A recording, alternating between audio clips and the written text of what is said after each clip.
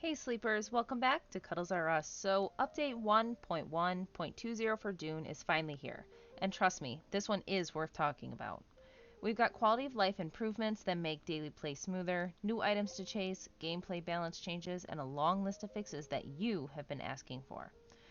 They've been testing this patch over on the public test server for the past couple weeks, with daily hotfixes rolling out as feedback came in.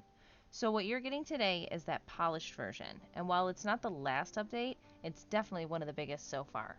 Now, if you guys do get something from this video, please remember to like, subscribe, and hit that bell for notifications to keep updated on our latest Dune Awakening video. Now, without further ado, let's jump into the patch notes.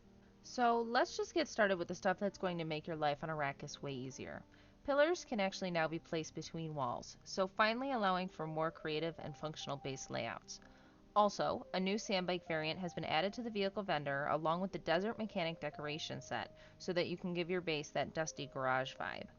Also, the exchange interface got a major overhaul. New categories, a search bar, and a cleaner layout so you spend less time scrolling. And probably the most requested change of all, we now finally have the deposit all blood and deposit extract all water buttons. That's right, no more clicking 300 times after a big harvest. It is finally here. I honestly never thought I would ever be as excited about a button as I currently am right now. And I know I can't possibly be the only one to feel that way. Moving on, this patch also rebalances the economy. Many vendor prices have shifted. Some drinks and supply items are cheaper, but a few crafted goods may now cost more to produce. Also, liquid containers now sell for more when they have something inside them, so it is worth filling them before you trade. Also, crashed ornithopters now drop about 20% more scrap metal, which should make scavenging just a little bit more rewarding. Then again, with all the scrap metal that is available around, I don't really see that one being absolutely life-changing, but hey, I guess if you need scrap metal, you need scrap metal. Also, vehicles did get a lot of love this patch. Ornithopters are faster, heat up slower, and have a stronger boost, making long-distance travel feel less punishing.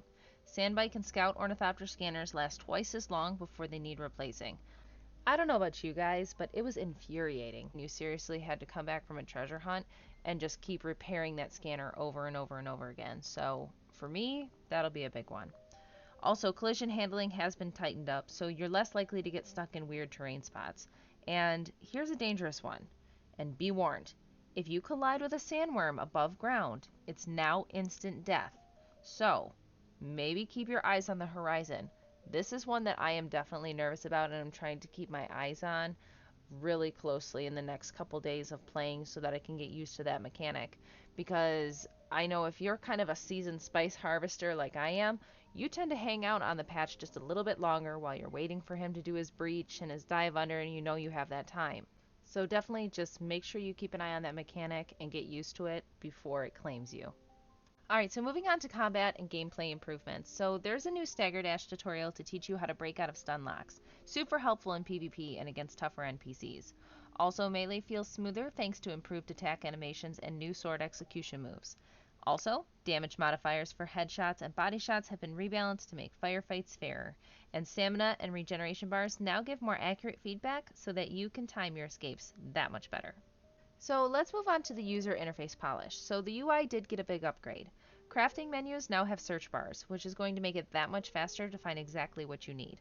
Also, the social menu has been reorganized for easy navigation, as well as having new toggle options for aiming and binoculars. Also, the HUD elements are clearer, notifications make more sense, and subtitles are now easier to read.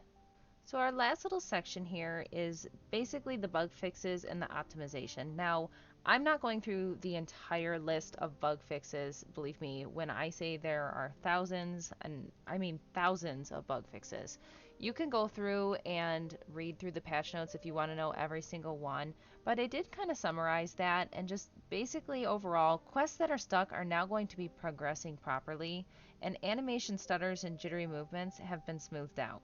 Also, there's dozens of UI glitches that have been resolved, and just overall performance should feel tighter and more consistent, especially in the crowded areas. I know there were a lot of complaints about that, and I'm hoping to see better improvement with this. So in closing, that's the core of update 1.1.20. But if you want every single detail, I'll link the full patch notes and known issues list down below so that you can read at your pleasure. Now, if you spot something new that's broken, don't just post it in chat.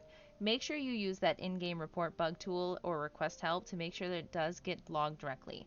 The devs are watching and they are responding to those, so the more that we tell them, the more they can fix. Alright, sleepers, so that's it for this breakdown. I'll see you out there on Arrakis, and remember, don't test that sandworm collision unless you really want to see the respawn screen. Thanks for watching, guys. Drop a like if this helped, hit subscribe, and hit the bell for notifications so you can keep updated on our latest Dune videos. May your spice always flow, and I'll see you next time. Bye, guys!